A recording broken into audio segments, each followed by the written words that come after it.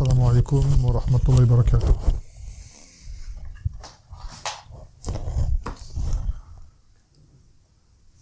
الحمد لله الصلاة والسلام على نبينا محمد وعلى آله وصحبه ومن تبعهم بإحسان إلى يوم الدين أما بعد. Donc comme convenu, j'avais annoncé hier sur Twitter mon intention de faire un petit bayan à la tariq sadi'an biznillah ta'ala concernant Abdel Hayy. Suite à un audio que m'a fait écouter, d'une intervention qu'il a eue il y a 3 jours, c'est ça? 2 jours, un space qu'il a fait sur Twitter, et il a dit quelques paroles qui méritaient d'être rectifiées. J'ai pas écouté le reste, moi juste fait écouter la partie où il parle. Donc on va y répondre biznillah ta'ala. Et lors de l'audio diffusé, ce sera un montage, je mettrai sa voix directement. Là, je vais vous lire ce qu'il a dit, en bref, et dans l'audio diffusé, je mettrai sa voix directement. Taïeb. Donc, parmi ces paroles, il jure par Allah que c'est un mensonge qui n'a pas été envoyé de Damaj. Ala wahid. Deuxièmement, il parle qu'il a eu un incident avec un frère et qu'il est resté à Damaj quelques mois par la suite et qu'il est parti de lui-même. Ala thani. Il dit que Cheikh Yahya ne dit de lui que du bien. Il rapporte qu'un frère qui s'appelle Abu Mu'adh al-Maghribi a rapporté que Cheikh, lors d'un ders en présence de milliers d'élèves, donc ce sont les ders de l'os généraux, qu'il aurait dit qu'Abdel Hayy est l'un des meilleurs qui sont passés ici à Damaj. Et il dit que lorsque Cheikh Yahya convoquait les frères de France au sujet de la fitna, il dit que c'est lui qui était convoqué pour leur traduire. C'est-à-dire que Cheikh a appelé Abdel Hayy pour traduire pour les frères. Taïb. Awalan, je tiens à dire que ça ne me réjouit pas d'avoir ouvert ce sujet-là en ces circonstances et en cette période, comme vous savez, période de trouble qui touche la Ummah, comme ce qui se passe actuellement en Palestine. Nasallahu yansurahum wa yuthabbitahum wa yahfazahum wa yudammir a'da al-islam tadmira.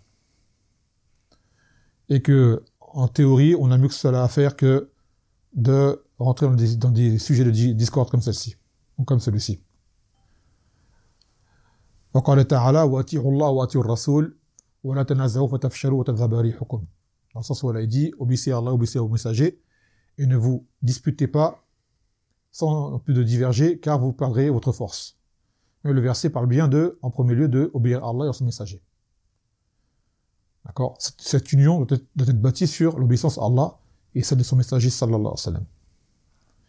Et comme il a été dit, parmi les règles qu'on a dans notre religion, la yajouz ta'khir al-bayan an waqt al-haja, qu'il n'est pas permis de retarder une clarification lorsqu'il y a un besoin. Donc cet audio est sorti dernièrement et laisse les gens assez perplexes pour ceux qui ne savent pas et se posent des questions. J'avais même déjà reçu des questions auparavant sur ce sujet sur Damaj. Concernant les positions visant à Cheikh Rabi', j'ai déjà parlé dans l'autre audio que j'avais fait sur lui, pour ceux qui veulent y retourner, pour pas que je me répéter une fois de plus. Et certaines critiques qu'il a à l'encontre de beaucoup d'entre eux, pour pas avoir à refaire un bayan ici là. Les gens qui veulent savoir, qui retournent à cet audio-là, Inch'Allah, j'ai déjà clarifié pas mal de choses. Donc, d'ailleurs, on va retourner sur ces paroles. En premier lieu, lorsqu'il jure par Allah que c'est un mensonge qui n'a pas été envoyé de Damaj. Je tiens à dire que déjà, moi, me concernant, je suis parti de la France 2005, j'ai fait 1 an en Égypte, donc 2006, et après j'ai fait à peu près 1 an à Hadramaut, donc je suis arrivé à Damaj en 2007. Abdel Hayy était déjà là. Et la fitna avait déjà commencé, mais elle n'avait pas encore atteint son sommet. Donc, c'est quelqu'un, lui et moi, comme je l'expliquais déjà, on s'est connus là-bas. Et dans tout ce qu'il a dit, Je ne connais rien. À savoir que j'étais là-bas, j'avais pour habitude d'assister aux doulos généraux, même lui pour en témoigner, je pense, tout le monde. Donc ces paroles m'ont vraiment surpris. Concernant le renvoi, alors moi je dis que j'ai entendu Cheikh Yahya le renvoyer, en plein ders. Mais ce n'était pas pour l'affaire que lui cite, concernant cet incident qu'il appelle avec ce frère de Marseille. Cet incident qui... peut-être j'en reparlerai tout à l'heure, Inch'Allah. En fait, Abdelhay, de mes souvenirs, que c'est vrai que ça fait longtemps, ça fait pas 20 ans comme lui le dit, non, c'était en 2007 à peu près, donc on est en 2023, fin 2023, ça fait pas 20 ans. Mais c'est vrai que c'est assez lointain, donc il se peut que la mémoire nous fasse défaut. Quoi qu'il en soit, j'ai même, avant de parler là, j'ai consulté certains frères qui étaient à Demedj, les anciens, parmi les frères de France, que lui-même connaît et que eux le connaissent, qui eux-mêmes ont écouté l'audio, ils ont dit, tout ce qu'il a dit là, on connaît pas. On ne connaît pas. Des frères qui étaient là-bas avant moi, pour être sûr que j'allais pas dire de bêtises et des choses que je n'aurais pu ne pas avoir connues avant mon arrivée, ils m'ont dit, on n'a jamais entendu ça. Donc, concernant le renvoi, si. Le renvoi, on l'a entendu en ders général, Cheikh Yahya, désirait de Abdelhay qui parte. Mais cela, après quelles circonstances? Après qu'il ait eu un problème, apparemment, ce serait par rapport à sa maison. Il avait une maison qu'il avait achetée à Demedj, et il a loué. Parce que c'était un célibataire, et le célibataire ne vivait pas dans les maisons au milieu des gens mariés. Ça, c'est une sunna que Omar, radiallahu anhu, avait instaurée de son époque, que les mariés et les célibataires ne vivent pas ensemble. Dans le même quartier, à Demedj, ça marchait comme ça. Lui, il avait une maison, il a loué. Et de ce qui me semble, il y a eu des problèmes par rapport à sa maison avec des gens du Beled, des Demedjiines. Et cette affaire je n'étais pas là, je ne suis pas témoin de ce qui s'est passé, mais elle a eu des débordements. D'accord? Des débordements. Et de là, Cheikh Yahya a demandé qu'Abdelhay s'en aille. Ensuite, apparemment, il y aurait une conciliation qui serait faite, et de là, en effet, Abdelhay serait parti de lui-même. Donc ce renvoi, sûrement, a dû avoir été annulé, ou je ne sais pas. Et après, Abdelhay, en effet, est parti de lui-même. Ça, c'est vrai. Mais le renvoi, il a eu lieu, de base. Le fait qu'ils disent que Cheikh Yahya ne dit du bien que du bien de lui. Alors celle-ci, ça va me contraindre, comme je l'avais dit, de dire certains faits qui sont déroulés là-bas, pour dire qu'il n'est pas possible que Cheikh Yahya n'ait dit que du bien de Abdelhay, surtout qu'il était connu là-bas. Malheureusement, et pas qu'auprès des frères de France, il s'était fait une réputation assez sombre pour les différentes altercations qu'il a eues là-bas, et les écarts de comportement dont il a fait preuve. À la base, ce sont des choses qu'on n'a pas besoin de dire et qui peuvent arriver à tout le monde. Tout le monde peut arriver dans un monde de colère, déraper, surtout les gens qui ont grandi en France, qui ont un passé, ça arrive. Mais là où la chose ne passe pas, c'est de faire comme si rien n'avait eu lieu, que la personne était honorable et que le cheikh était en concordance avec la voie que suit Abdelhay. Chose qui n'était pas le cas. D'accord? D'ailleurs, quand le Nabi sallallahu alayhi wa sallam, Man satara musliman, satarahu Allahu yawm al-qiyamati. Ou fi dunya fi al-akhirah. Celui qui cache les défauts d'un musulman, que Allah azza wa jalla cachera les siens en ce bas monde et dans l'au-delà. Ça, c'est vrai, ce hadith, il est vrai. Comme vous le savez, il est authentique. D'ailleurs, il va venir prochainement de ce qu'on fait là. Cependant, les ulama, ils ont fait un tafsil par rapport à ça. Comme Cheikh Uthaymin, ou d'autres avant lui, qui disent que ce hadith, à la base, s'applique pour une personne qui est de droiture et qui aura dérapé, on va dire, qui aura fait une bavure, malgré elle, mais qui est connue pour la droiture. Cette personne-là, on dissimule ses péchés et ses fautes. Parce qu'il ne touche qu'à elle-même, ou autres. Quant aux autres, comme il dit Ibn Daqiq al-Eid, il dit que lorsqu'une personne est connue pour le mal, dans le sens, approximativement ce qu'il dit dans le Sharh de Arba'in Nawawiyya, même Cheikh Al-Uthaymin d'ailleurs le dit, lorsque son mal amène mafsada, qu'il faut clarifier, alors on clarifie, on dit que on peut dévoiler les erreurs de la personne. Et là on parle des akhtal khuluqiyya, là on parle pas des akhtal manhajiyya. Je précise qu'à l'époque, Abdelhay, ce qu'on connaît de lui actuellement, on n'a pas connu à Demedj pour ça. Mais je dois l'admettre. C'était plutôt par rapport au comportement. Le genre de parole qu'il a aujourd'hui, s'il avait eu à Demedj, il serait fait virer sur le champ. Ça, c'est une chose qui est évidente. Donc, Abdel Hay, quand il parle justement de son incident avec ses frères de Marseille, ça a été une bagarre. Et l'un des frères témoigne avoir été présent. Cette bagarre, je ne sais pas si elle a été répétée, si elle a eu lieu plusieurs fois, quand elle a débuté, là on ne parle pas de qui a tort, qui a raison. D'accord, on parle d'un moment précis, qui fait qu'il a entendu Abdel Hay marcher près du coin de là où il y avait le Sahat al-Taham, là où il y a le lieu où on mange pour les Tullab, et il entendait Abdel Hay qui parlait et qui insultait la mère à ce frère. L'insulte de la mère. D'accord, à voix haute. Donc déjà, ça, c'est un point qui fait qui nous montre que Abdel Hay, comment dirais-je, avait un manque de contrôle sur lui-même.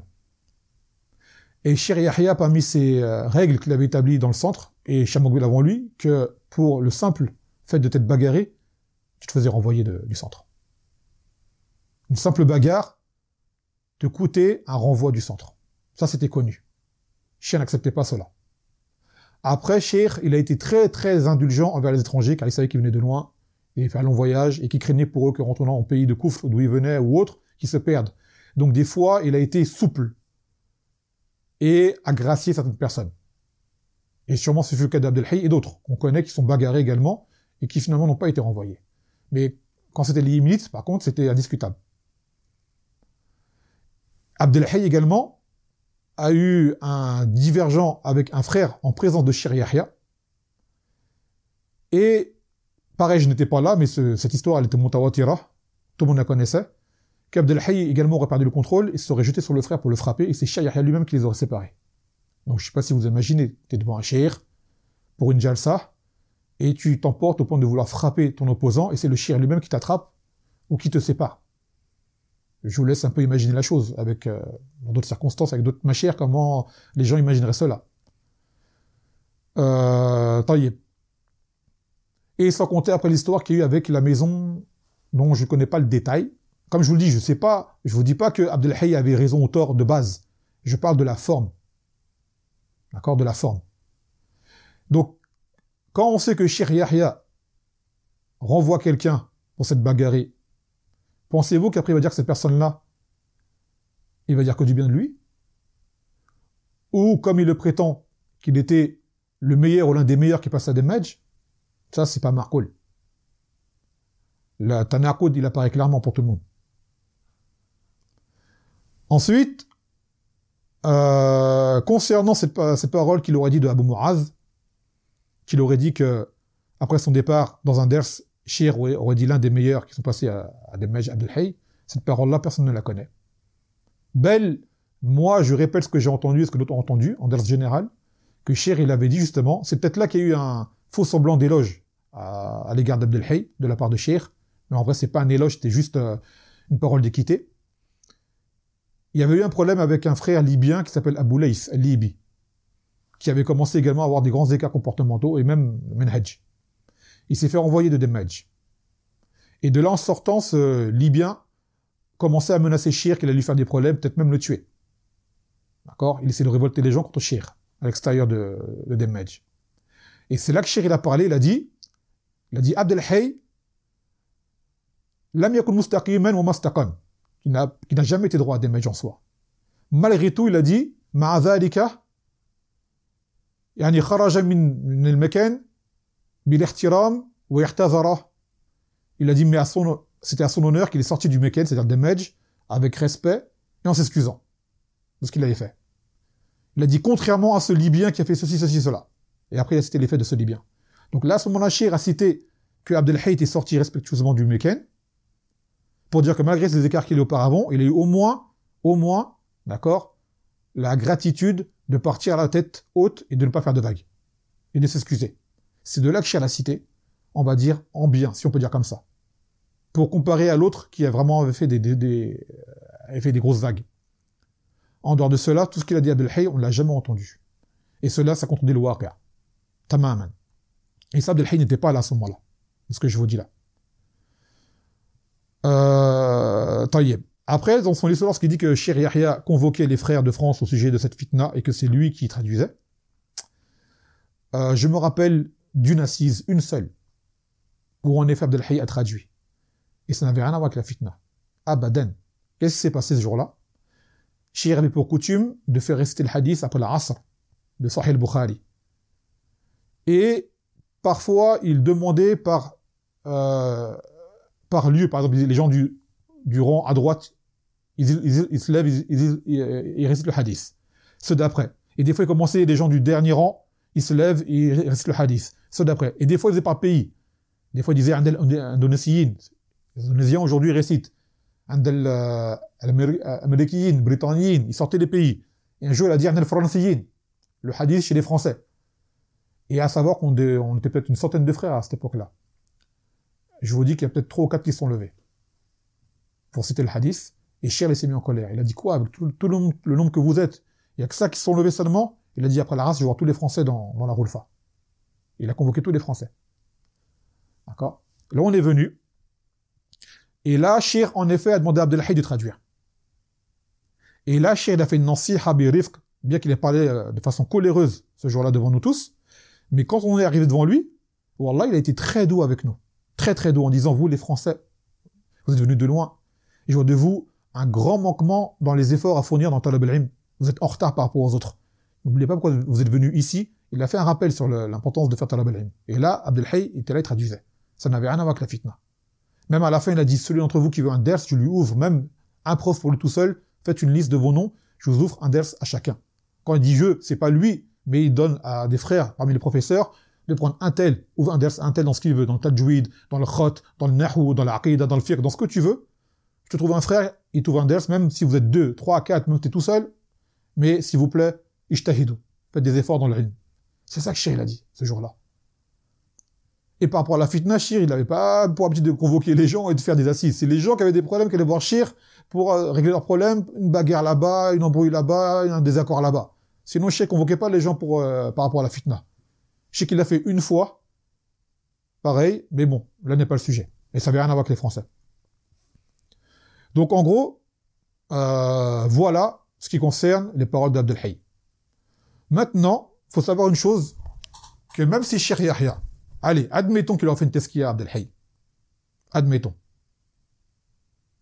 Cette tezkiya, quelle valeur elle aurait? Parce que nous, les gens, on regarde par rapport à leur manhaj et leur voix. Je peux vous garantir que toute personne qui connaît Cheikh Yahya, sa da'wa, son manhaj, sait très bien que Abdelhaï en est très très loin. D'accord?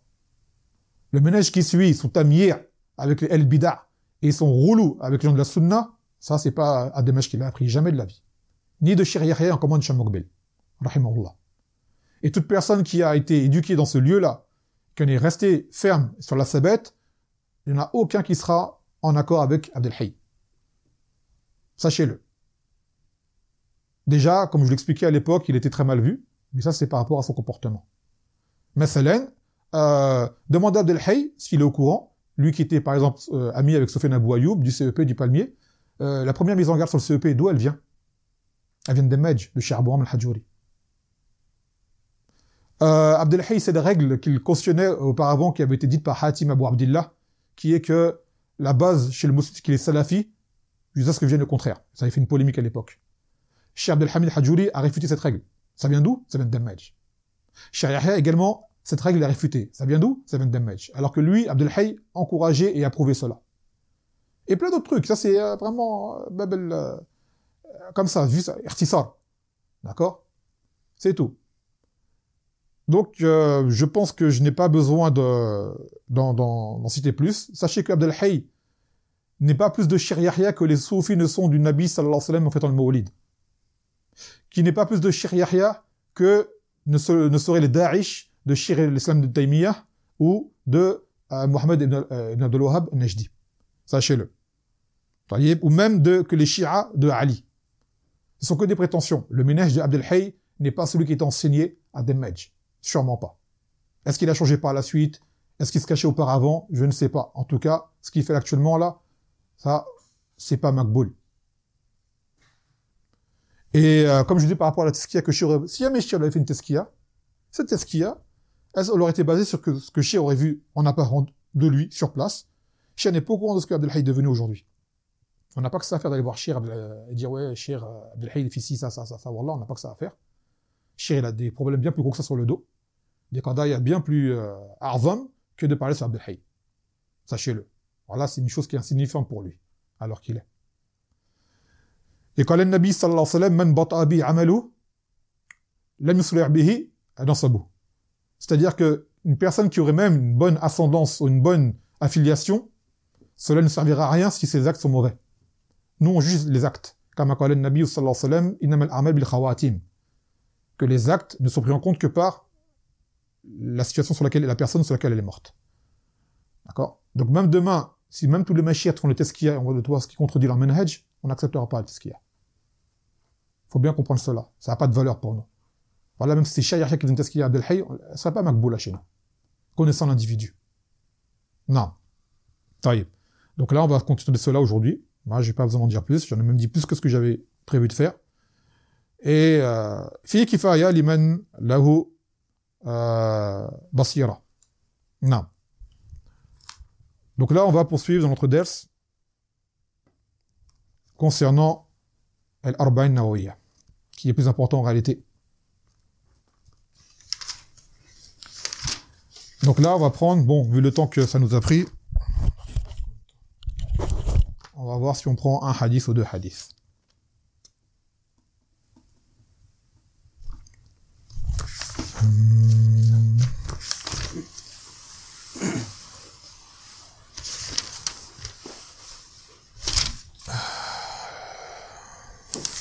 طيب الحديث الثالث وثلاثون 33e حديث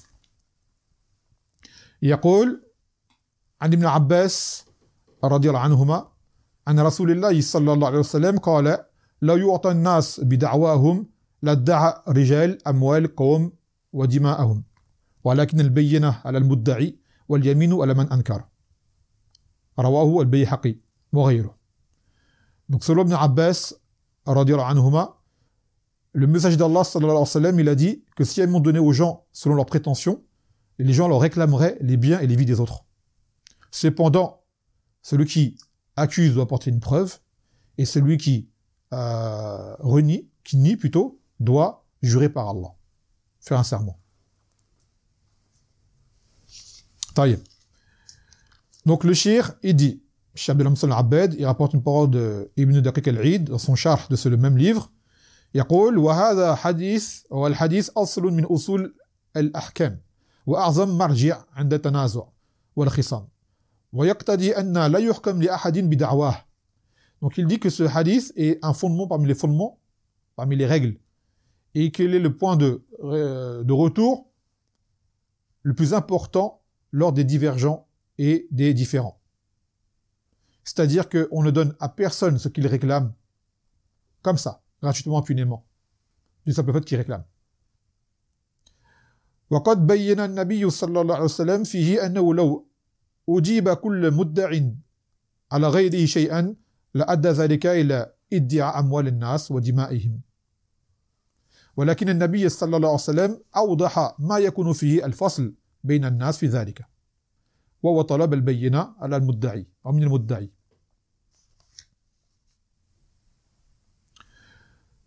Donc dans ce hadith, le Nabi sallallahu alayhi wa sallam a montré comment se comporter justement lors de ces situations-là. Que si jamais on accordait à chacun ses prétentions, cela mènerait à des meurtres et à des vols et à bien des dommages. Donc c'est quoi maintenant la façon de pouvoir régler le problème? C'est que celui qui prétend une chose, qu'il en apporte la preuve. Tout simplement. Et ça, c'est une règle qui est même marcoul, c'est-à-dire que toute personne qui a un minimum de réflexion trouverait logique. قال وهي كل ما يبين الحق ويدل عليه من شهود أو قرائن أو غيرها. Donc c'est quoi maintenant cette bayyina qui doit apporter cette preuve? C'est tout ce qui démontre la vérité. Ou des témoins, des témoignages, ou alors même des indices, qui amènent à pouvoir avoir un jugement juste. فإذا أتى بالبينة قضي بها المدعي عليه ou المدعى عليه. Donc maintenant, si c'est celui qui prétend, on va dire l'accusateur, vient avec une preuve, alors à ce moment-là, on appliquera et on réclamera à Mudda alayhi ce que l'accusateur aura avancé. Si c'est de l'argent, il le rend. Si c'est un droit, il le rend. Et ainsi de suite. Et si maintenant celui qui avance la chose, qui accuse, n'apporte pas de preuve, alors on dira à l'accusé de jurer par Allah que ce qui lui a été reproché n'est pas vrai. قال فإن حلف بريت صاحته والنكل عن اليمين قضي عليه بالنكول وألزم بما ادعاه عليه خصمه. Donc maintenant si l'accusé jure par Allah, alors à ce moment-là, et qu'il n'a pas de preuves qui ont été données, alors à ce moment-là, il sera innocenté. D'accord? Il sera innocenté.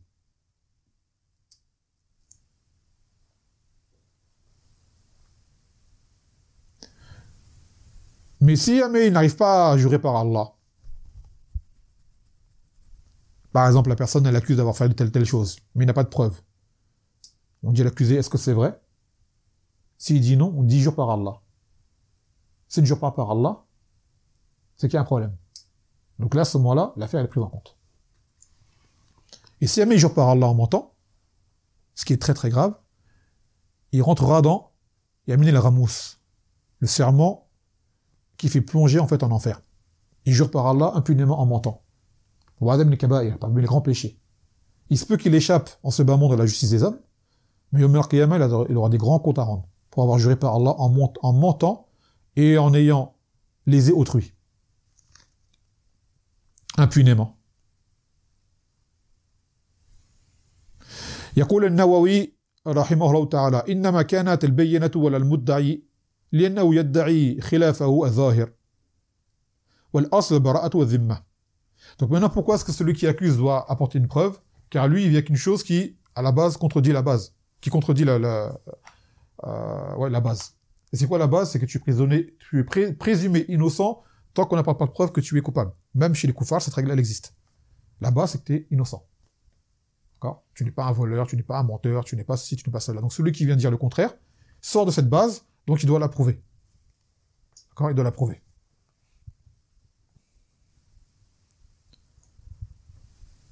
Par contre, il y a certaines exceptions à cette règle que l'auteur a citées par ici, mais on va les passer. Ce sont des cas rares. D'accord? Font des cas rares. Mais certains points font exception à cette règle. Non.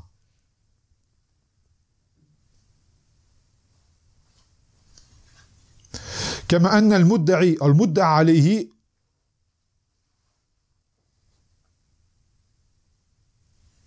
طيب عفوا جمال كما أن المدعي عليه البينة فيما يدعيه من الأمور الدنيوية فإن على المدعي البينة في الأمور الأخروية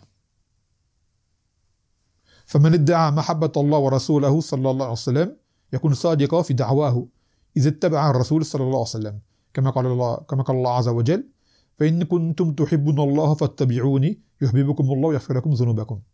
Donc il a dit maintenant, cela est également valable pour les choses qui sont liées à l'au-delà. C'est-à-dire qu'une personne qui prétend une chose, elle doit le prouver.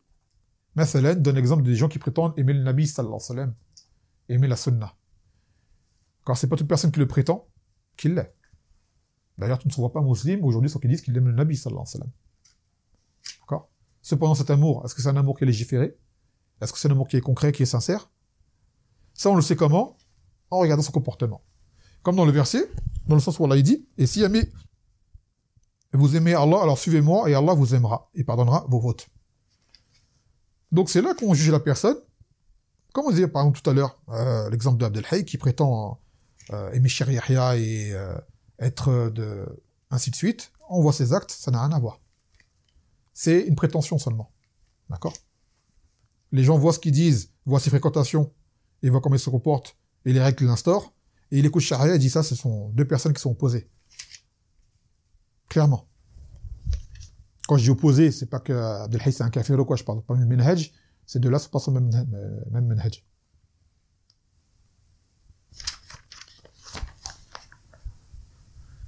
Donc, une personne qui prétend aimer la sunna et la salafiyya, ça va se voir à travers ses paroles, à travers ses actes, à travers ses fréquentations, à travers ses références. Même s'il n'est pas à l'abri d'avoir des manquements, comme vous dites tout à l'heure, dans le comportement, ça arrive. Mais il répare son erreur, il demande pardon, ainsi de suite. C'est pas, il perdure sur sa bassesse.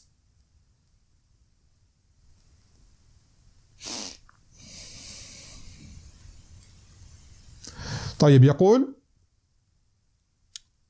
مما يستفاد من الحديث ce qui est retenu dans ce hadith comme فوائد اشتمال الشريعة على حفظ أموال الناس ودمائهم.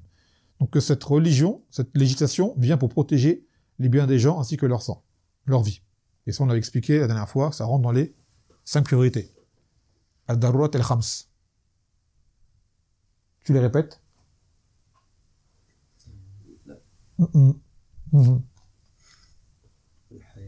La vie, l'aql, la raison.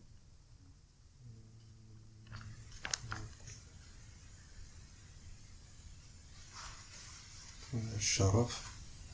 Non. C'est pas le bon mot que tu as choisi. Je vois ce que tu veux dire, mais c'est pas le bon mot.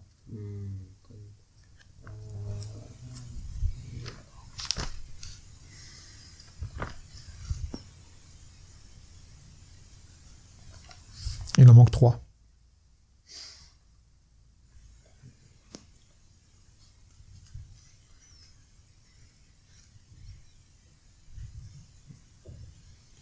Ouais. La moelle.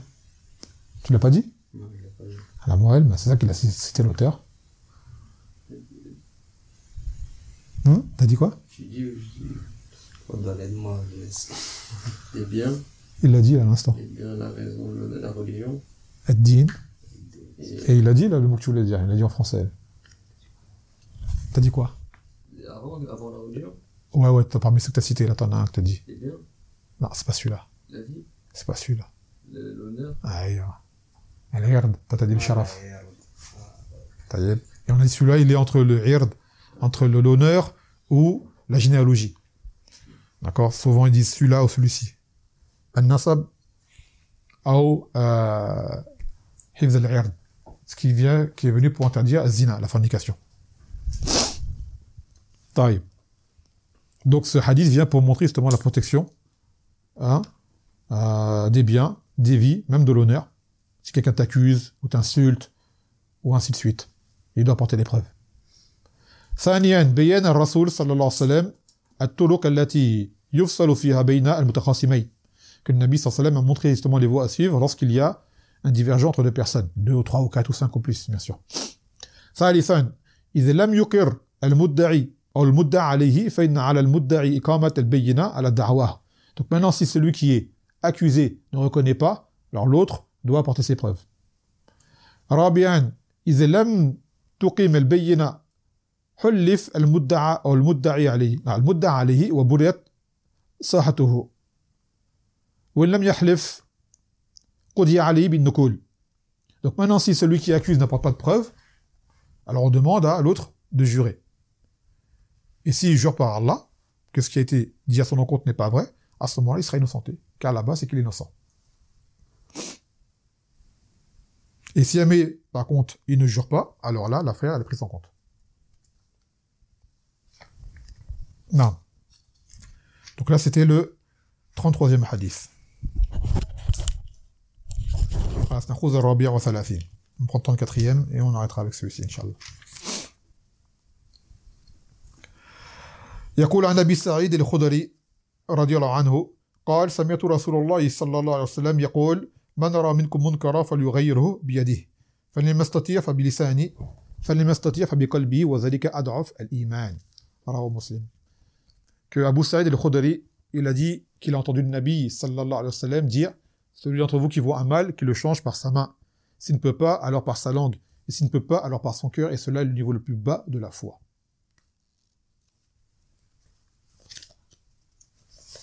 يقول هذا الحديث مشتمل على درجات إنكار المنكر وأن من قدر على تغيير باليد تعين عليه ذلك وهذا يكون من السلطان ونوابه في الولايات العامة ويكون أيضا من صاحب البيت في أهل بيته في الولايات الخاصة. Donc ce hadith vient pour montrer justement les étapes à suivre pour pouvoir condamner le blâmable. Chose qui est obligatoire de base. Mais il y a un ordre, une façon de faire. Donc en premier lieu, ce hadith cite par la main. D'accord, de changer un mal par la main pour qui en a la possibilité. Et il dit de base, cela reviendra aux autorités, les gouverneurs, de base. Et ceux qui les représentent. Et également, ça peut être pour, par exemple, le chef de famille. Évidemment, par rapport à sa famille, par rapport à sa femme, ses enfants, il a autorité sur eux. Donc en fait, toute personne qui a autorité ou qui a une forme de supériorité sur l'autre est en mesure de pouvoir changer un mal par sa main dans beaucoup de situations. Mettre cela sur les gouverneurs seulement dans l'absolu, non, ça c'est pas possible. Mais le plus gros, non, ça revient à eux. C'est-à-dire qu'il y a des choses dans la rue, si jamais tu veux les blâmer, tu vas faire des problèmes. Tu pourras pas. Faut que ce soit la police qui vienne, ainsi de suite. Si toi tu le fais, ça va peut-être s'aggraver.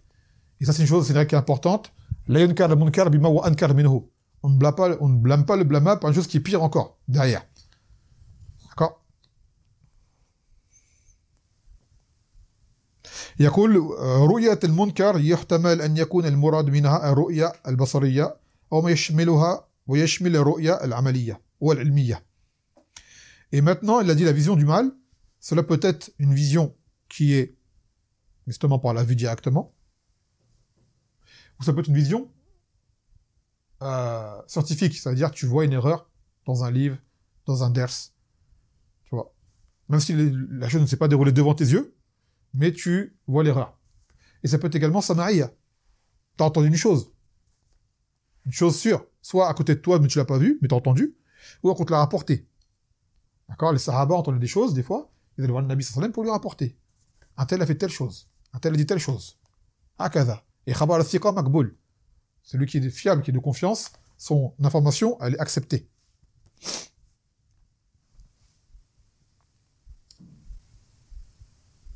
يقول فإذا لم يكن من أهل التغيير باليد انتقل إلى التغيير باللسان حيث يكون قادرا عليه وإلا فقد بقي عليه تغيير بالقلب. طيب. Et maintenant celui qui ne peut pas changer ce mal par sa main alors qu'il le fasse par sa langue.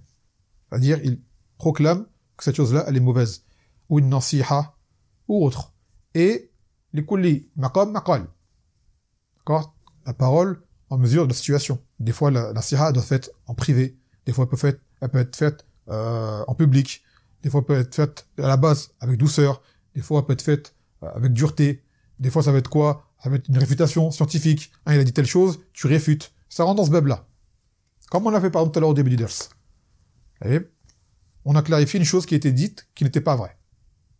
Et cette chose-là, en fait, pourquoi on l'a dite? Car ça va amener à ce que les gens s'imaginent que Cheikh Yahya est sur le même manhaj qu'Abdel Hayy, chose qui n'est pas vraie. Du tout, du tout et du tout. Il y a déjà assez de gens qui parlent sur lui pour se rajouter des choses qui viennent de la part de gens qui en réalité sont plus une faiblesse qu'un renfort de la vérité. Après, il y a des ulama qui disent que Adamin gharib al-fiqh, ce hadith. Car ils ont dit que le Nabi sallallahu alayhi wa sallam, en réalité, commençait par la langue avant la main. Quand il voyait un mal, souvent il demandait Ma hamalaka ala hadha, pourquoi tu fais telle chose? Donc il y a des situations, tu vas d'abord commencer par la langue, pas par la main. Et après, s'il y a persistance sur le mal, tu passes à la main. Et très souvent, le Nabi sallallahu alayhi wa sallam, il a commencé par la parole. Et les ulama, ils disent, Adamin gharib al-fiqh. Ce hadith-là, d'accord, dans le tatbiq, dans l'application, en réalité, le Nabi sallallahu alayhi wa sallam a le plus souvent agi de façon différente que ce qui a été cité ici. Mais en fait, comme on l'a dit tout à l'heure, ça dépend des situations, en fait. Et après, il a dit, وَإِلَّا فَقَدْ بَقِيَ عَلَيْهِ التَّغْيِيرُ بِالْقَلْبِ وَهُوَ أَضْعَفُ الْإِيمَانِ. Et après, une fois qu'il a passé toutes ces étapes-là, par la main, puis par la langue, alors il reste la dernière étape qui est celle du cœur. Maintenant, celle du cœur, qu'est-ce qu'elle implique? Elle implique que, mathalan, tu es dans un lieu où il y a du mal qui se fait ou quoi, tu ne restes pas. Tu dis pas, moi je bloque dans mon cœur et tu restes. Non. Tu dois partir. Si tu es en mesure de partir, des fois tu peux pas partir. Par exemple, je sais pas, moi, tu es en voyage, dans un train, tu es dans l'avion, tu es à un lieu public, tu as un besoin à faire, tu es à un hôpital, tu as un besoin à faire, tu peux pas... Vous voyez? Mais de base, si c'est un lieu dans lequel tu ne peux blâmer ni par la main, ni par la langue, ni par ton cœur, et que tu as besoin de partir, tu dois partir, tu restes pas là. Tu restes pas là.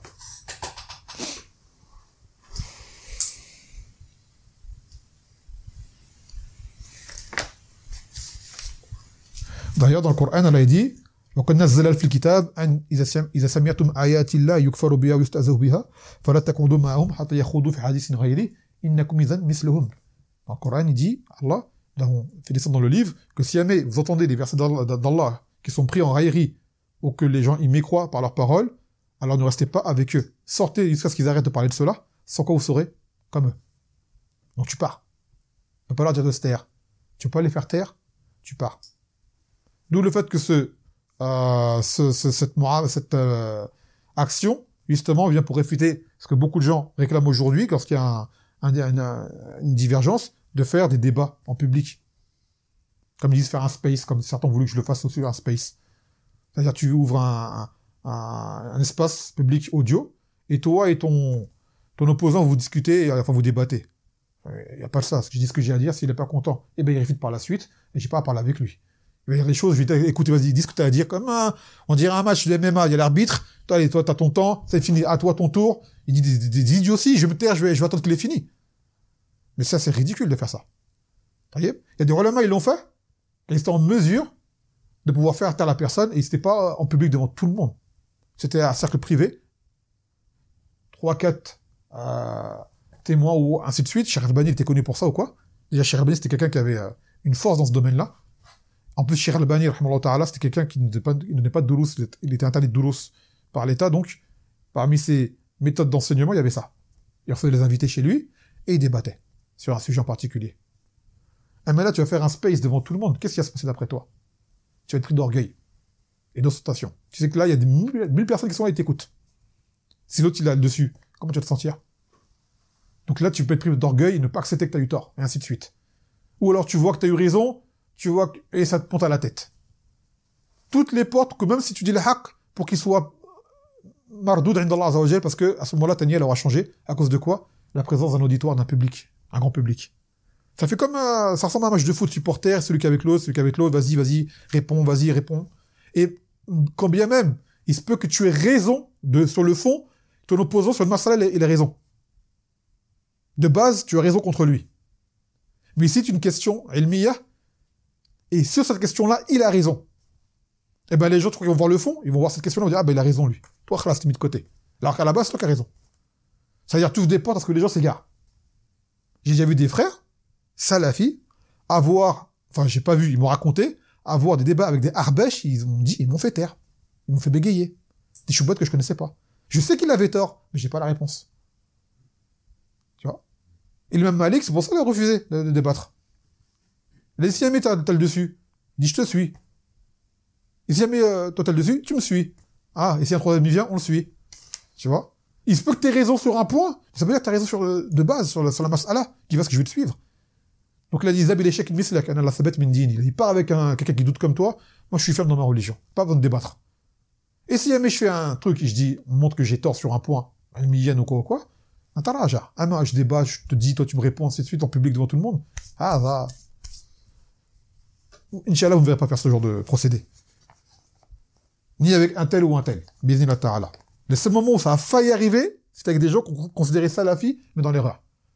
Un mec, un moubtil, un hizbi, ou un munharif, ou un mutadir, il n'y a pas de ça. Il n'y a pas de ça. Donc, et ça rentre dedans, tu vas entendre l'autre, tu débats avec lui, il va te sortir ses énormités, et toi tu vas être là, tu vas te taire. Soit tu lui coupes la parole, donc tu n'auras pas respecté les règles du débat. Non, l'arbitre va dire, tais-toi, il faut qu'il parle, il n'a pas fini de parler. Il lui reste 2 minutes encore. Et il débite. Toi, t'es là, tu te tais. T'écoutes. Et à côté de ça, des gens, ils écoutent, ils sont en train de te faire contaminer par les choubottes de... Parce qu'il va se sortir, dans ces 5 minutes, allez, 6 mas'aïl. Tu vas répondre en 5 minutes à toutes, avec le dalil, ça va prendre du temps.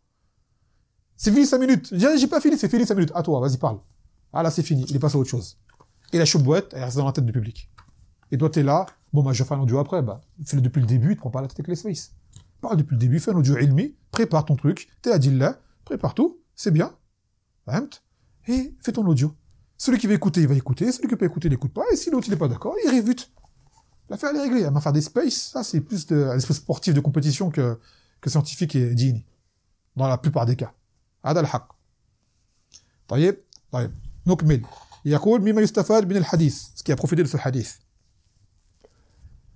وجوب الأمر بالمعروف والنهي عن المنكر وأن به صلاح العباد والبلاد.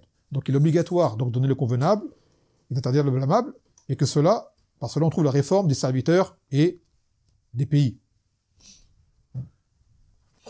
C'est une chose qui est très importante en religion et c'est une des choses que les gens nous reprochent le plus à nous les musulmans, c'est cela, de vouloir ordonner le convenable et interdire le blâmable. Les gens n'aiment pas ça.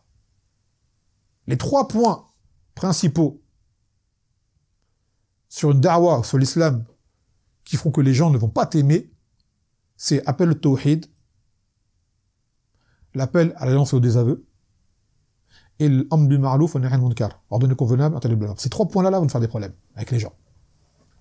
C'est pour ça que vous verrez que les gens qui ont plein de monde autour d'eux, ces 3 points-là, jamais les abordent. Ou comme ça, furtivement.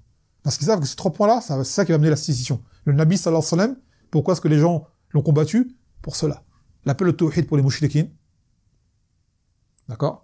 L'alliance et le désaveu des mouchriquines, et même des gens qui sont les gens du mal, parmi les gens de la Ummah ou les Muqtadi'a. Et l'ordonnance du convenable, l'interdiction du blâmable qui recoupe tout seul également. Tu blâmes le shirk, tu blâmes la bid'a, ainsi de suite, et tu blâmes les ma'asi, les gros péchés, ainsi de suite. Les gens, ils aiment pas ça. Donc sache, hein, quand tu vois un prédicateur qui a beaucoup de monde autour de lui, tu vois par exemple, tu vois un francophone qui a je ne sais combien de vues sur YouTube et tu vois un shir comme il faut Zen, tu dis il y a un problème là. Il y a un problème là. Lui c'est un savant qui a je ne sais quel âge, qui a grandi dans l'ilm, qui s'est battu pour la religion. Il attend et l'autre qui débarque là, le petit jeune, il a quelques années, on ne sait même pas où est-ce qu'il était auparavant, qu'il a peut-être même pas étudié chez les savants. Il vient et ça devient la star. On dit il y a un problème quelque part là. Et ça devrait interpeller les gens quand ils disent ouais regarde j'écoute tel prédicateur. Je regarde tel prédicateur et regarde tel savant. Regarde la différence entre les deux. Et à savoir que le monde arabophone est bien plus large que le monde francophone. Ça veut dire qu'un savant qui parle en arabe va toucher du monde dans le monde entier. En Afrique, en Asie et je ne sais où. Le francophone ça va être limité. Comment ça fait-il que lui il a autant de vues de gens qui l'aiment et ce savant n'a pas grand monde? Parce que ce savant là il appelle à ces choses là qui déplaisent aux gens. Donc les gens il fuit un peu de lui. L'autre, c'est que des paillettes et de l'artifice et pour attirer les gens vers lui. Mais concrètement, il t'appelle pas à te forger en religion. Non. C'est pour ça que le jour où il y a une fitna ou quoi, ce genre de prédicateurs, soit tu les vois pas, ou un petit peu, et tu vois leurs suiveurs qui tombent comme un château de cartes. Ils s'effondrent. Dans la fitna, ils tombent la tête la première dedans. Parce qu'ils n'ont pas été éduqués à pouvoir avoir la distinction. Non. يقول أن تغيير المنكر يكون على درجات من قدر على شيء منها تعين عليه ذلك. Donc blâmer ou condamner le blâmable, le mal, cela se fait par étapes et que celui qui est en mesure de faire une étape l'a fait, s'il ne peut pas, c'est dans le dessous, c'est dans le dessous. Il a dit le Nabi sallallahu alayhi wa sallam man ra minkum munkara, celui d'entre vous, c'est-à-dire cela concerne tout le monde. Man min alfaz al-umum, parmi les termes de généralité comme dans sous le fiqh, qui fait que ça touche tout le monde. Que même un petit peut blâmer un grand. D'accord? Mais il faut que son blâme soit justifié, bien sûr. Et que le grand doit accepter du petit. D'accord? Dis pas t'es un petit, t'as rien à me dire. Mais même des fois, un petit talib, peut avoir une mas'ala, le alim s'est trompé dessus, le talib s'en rappelle, il peut dire que ça c'est une erreur. Après, il le fait avec respect, tant que le savant il a respecté, tu vois. Mais on dit, bon, attends, c'est un savant, t'as vu ce que le chier, c'est tel truc, peut-être qu'il a fait un waham, un lapsus ou quoi, mais ce qu'il a dit là, ça contredit ce qu'il m'a dit il y a 2 jours peut-être. Dans le même der, c'est lui qui me l'a dit. Peut-être qu'il a oublié. C'était chez le muhaddithin, t'en avais des fois, il sortait un hadith, et quand le talib sortait, le hadith que tu m'as sorti, il dit, ma hadithuka bi hada. Je t'ai jamais appris ce hadith. Il dit, si, tu m'as sorti le hadith. Et le chier, il conteste. Il a oublié. Et le talib s'en rappelle. Ça arrive. D'accord? Personne n'est infaillible. Personne n'est infaillible. Al-isma min sifatillah azza wa jal. L'infaillibilité, parmi les sifat d'Allah azza wa jal. Et celle du Nabi sallallahu alayhi wa sallam dans ce qui lui a été révélé. Également. Il est infaillible dans la retransmission de ce qui lui a été révélé, ainsi que les autres prophètes. Mais quant à nous, نحن دون ذلك. يقول ثالثا التفاوت في الإيمان وأن منه القوي والضعيف والأضعف et qu'il y a des différences dans la foi. Il y a la foi qui est forte, celle qui est faible et celle qui est encore plus faible.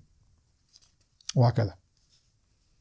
طيب نعم فنكتفي بهذا القدر اليوم فسبحانك وبحمدك لا إله إلا أنت أستغفرك وأتوب إليك. السلام عليكم ورحمة الله وبركاته.